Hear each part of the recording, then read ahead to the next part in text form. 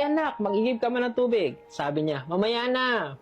Anak, maghugas ka na ng plato. Mamaya na. Anak, magwalis ka na sa labas. Mamaya na. Pero kung titingnan mo ano yung hawak niya habang nagsasabi siya ng mamaya na, yung cellphone niya. Pero ang tanong, sino ba talaga ang nagbigay sa kanila? Kasi minsan, ang tingin natin, pag binigyan natin yung anak natin ng phone, is mabubuksan na yung utak nila para sa mundo. Pero minsan, hindi nila kaya eh. Hindi pa nila kaya. Sila yung generation na sobrang kawawa.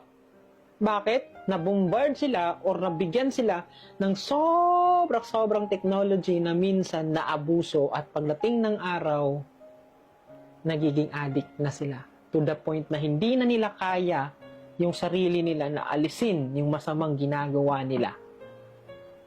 Sa totoo lang. Pero sana po, huwag natin silang sukuan. Kasi bakit? Sila po yung susunod sa atin. Pag susukuan natin sila, anong mangyayari sa kanila? Sir, ang mga kabataan ngayon, hindi pag-asa ng bayan. Sakit ng ulo, bayan, observe ko po yan. Yes, may mga kabataan na nawawala ng landas. May mga kabataan na inuuna na yung jowa. May mga kabataan na inuuna yung bisyo. May mga kabataan na kahit papano, parang walang plano. Yes, may kasalanan yung bata. Lagi ko itong sinasabi. Yes, huwag nyo lang pong tingnan na may kasalanan yung bata. Because by the end of the day, our children, yung anak ninyo, is what?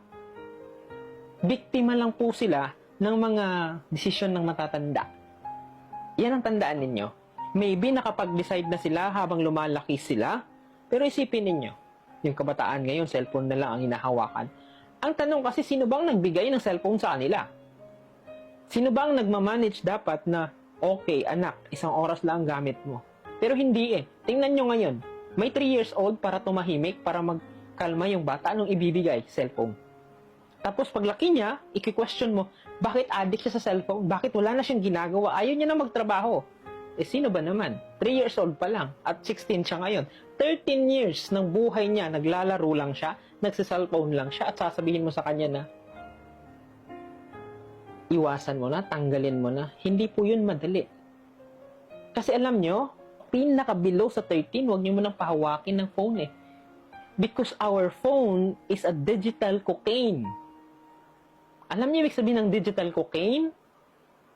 Ibig sabihin kahit papano na yung epekto niya parang cocaine kapag nahawakan natin, nasubukan natin. Ibig sabihin, ang phone ngayon is a kind of addiction na kung saan ang hirap tanggalin sa mga anak ninyo. That is why, sabi niya, okay anak, mag-ihip ka man ng tubig. Sabi niya, mamaya na. Anak, maghugas ka na ng plato. Mamaya na.